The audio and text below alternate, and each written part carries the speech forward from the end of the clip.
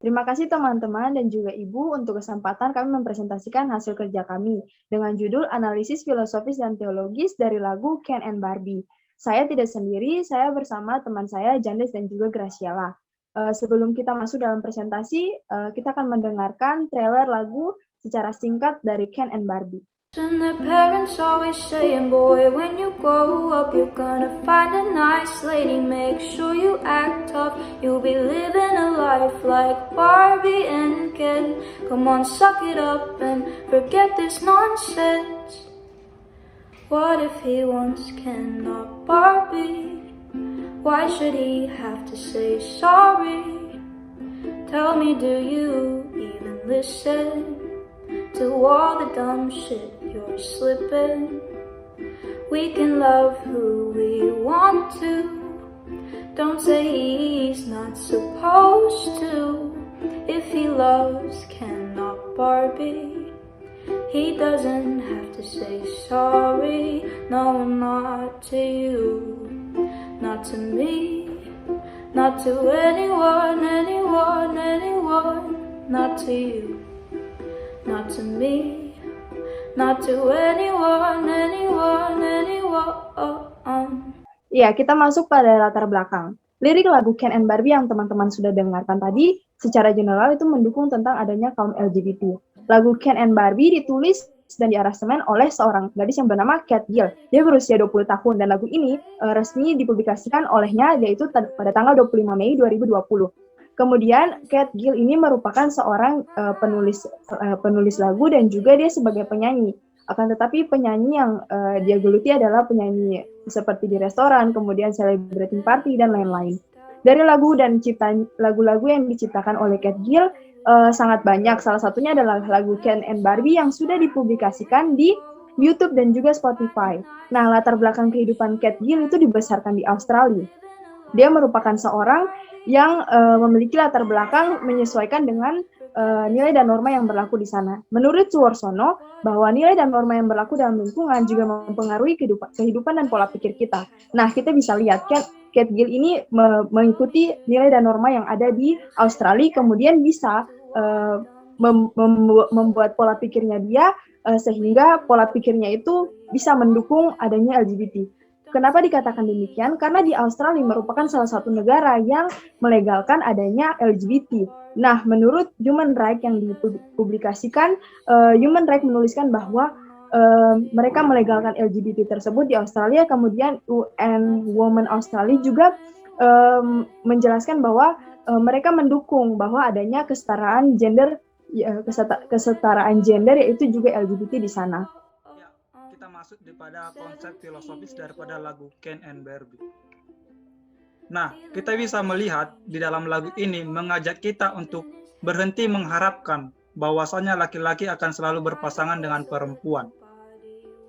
Selanjutnya, lagu ini juga meminta kita agar kaum LGBT itu tidak meminta maaf kepada siapapun apabila ia LGBT, karena itu merupakan hak dia untuk menciptakan atau mencintai, maksud saya, siapa saja yang ia cintai. Itu merupakan hak daripada orang dan tidak bisa kita larang, dan dia tidak perlu untuk minta maaf. Nah, dari kedua ini bisa kita katakan bahwa lagu Ken and Barbie jelas mendukung eksistensi dan legalitas hubungan sesama jenis. Nah, selanjutnya, di dalam lagu ini juga terkandung nilai-nilai yang sangat menghargai perbedaan yang ada dalam manusia, termasuk perbedaan orientasi seksual. Nah, dari sini kita bisa melihat bahwa lagu ini menempatkan kepentingan manusia sebagai pusat, sehingga kepentingan-kepentingan di luar manusia itu sedikit dikesampingkan. Nah, di sini juga kita melihat bahwa nilai kemanusiaan itu dikatakan atau dimaknai menjadi paling utama, sehingga mengesampingkan kepercayaan kepada Tuhan. Nah, dari nilai-nilai yang terkandung di dalam lagu ini, maka bisa kita angkat bahwa nilai yang terkandung adalah humanisme. Apa itu humanisme? Humanisme adalah suatu bentuk protes terhadap filsafat agama yang hanya peduli kepada tema-tema abstrak dan tidak memperdulikan persoalan nyata yang dihadapi oleh manusia. Nah, filosofi humanisme ini juga hanya mengurus atau mengolah kehidupan, hal-hal yang religius dan tidak memfokuskan diri kepada hal-hal duniawi saja, sebetulnya. Makanya mereka protes bahwa perlu adanya kebebasan dari manusia untuk berpikir. Nah, poin ketiganya bahwa humanisme itu bersifat antroposentris, yang dimana artinya berpusat kepada manusia. Nilai-nilai humanisme ini seperti toleransi, kasih sayang, dan kehormatan tanpa ketergantungan terhadap ajaran agama. Seperti yang kita lihat bahwa lagu ini menghargai perbedaan yang kita tadi, itu toleransi terhadap perbedaan orientasi seksual. Tetapi mereka mengesampingkan ajaran agama. Padahal itu suatu penyimpangan menurut agama. Tokoh-tokoh humanis yang terkenal saya ambil 3 contoh, yaitu pertama Abraham Maslow yang terkenal dalam pendidikan psikologi dengan teori-teori yang mengatakan bahwa perlu adanya teori yang memperhatikan seluruh aspek manusia. Kemudian Carl Rogers yang juga seorang humanis yang fokus pada bidang psikologi. Kemudian ada Desiderius Erasmus. Dia merupakan seorang Kristen yang kemudian beralih menjadi humanis. Karena ia berpikir bahwa humanis itu lebih manusiawi daripada Kristen. Karena dia melihat adanya permusuhan di dalam tubuh Kristen itu sendiri. Dari perkembangan humanis itu juga dibagi menjadi 4 era. Di era yang pertama yaitu di era Yunani klasik, di mana pada saat ini manusia masih dianggap sebagai ciptaan Allah yang berkontribusi dalam ilmu pengetahuan. Kemudian di era Renaissance manusia sudah jenuh dengan otoritas gereja karena humanis ini tumbuh dan berkembang akibat dari protes terhadap otoritas gereja pada saat itu. Kemudian pada era Clarung, di mana manusia menjadi puncak dari hierarki sehingga menempatkan rasio sebagai pengolah dan penemu pengetahuan. Oleh sebab itu, wahyu dari kitab suci sedikit dikesampingkan. Kemudian di era critical science atau pada saat masa kali ini, di mana manusia tetap menjadi sumber utama dari ukuran nilai dan tujuan kemuliaan. Manusia itu dijadikan menjadi sumber kebenaran. Padahal yang kita ketahui bahwa sumber kebenaran itu ialah Alkitab. Selanjutnya akan dijelaskan oleh rekan saya.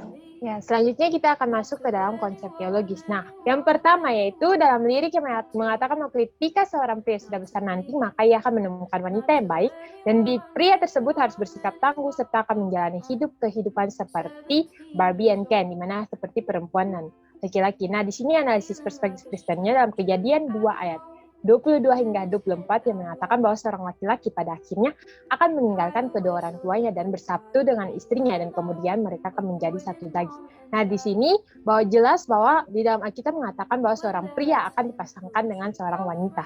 Terus yang kedua, menceritakan tentang bagaimana dua anak laki-laki saling menyukai antar sesama jenis, namun mereka tidak menonjolkan hal tersebut dikarenakan tuntutan orang tua. Nah, analisis kita di sini ialah diambil dari Imamat 18 ayat 22. Nah, di sini jelas bahwa hubungan antara laki-laki dengan laki-laki itu merupakan suatu hal yang keji di hadapan Allah. Selanjutnya yang ketiga, dalam lirik yang menyatakan bahwa kita bisa mencintai siapa yang kita mau. Nah, di sini analisisnya ialah menekankan tentang konsep kasih. Namun di sini konsep kasih yang mereka terapkan ialah untuk menekankan bahwa mereka itu memperjuangkan eksistensi mereka dengan atas dasar kasih.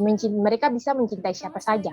Poin selanjutnya itu dia tidak harus meminta maaf. Nah, di sini analisisnya dia mempunyai korelasi dengan peristiwa perempuan berzina dalam Yohanes 8 ayat 7. Nah, dari situ kita dapat menyatakan bahwa kedua orang tersebut atau pria tersebut ini tidak perlu untuk meminta maaf kepada siapapun, karena tidak ada seorang pun yang luput dari dosa. Nah, di situ hal yang harus mereka lakukan ialah mengakui dan meminta pengampunan di hadapan Allah. Yang selanjutnya dalam bagian lirik, karena Tuhan melarang mereka melihat identitas aslinya. Nah, di sini mereka sudah sadar betul bahwa Tuhan melarang akan hal itu, tetapi mereka tetap mempertahankan eksistensi mereka dengan tujuan terselubung, yaitu memenuhi kebutuhan nafsu mereka dan bertindak egois tanpa mempertimbangkan bahwa hal tersebut jelas sangat bertentangan dan mengecewakan Tuhan. Nah, selanjutnya poin 6 yaitu pastikan Anda bertingkah seperti pria.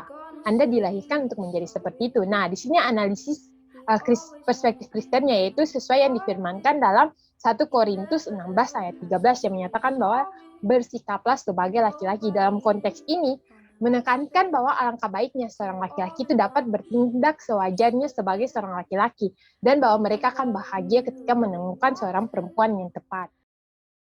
Her parents always saying, girl, when you grow up, you're gonna find a nice man. Make sure you're pretty enough. You'll be living a life like Barbie and Ken. Come on, suck it up and forget this nonsense.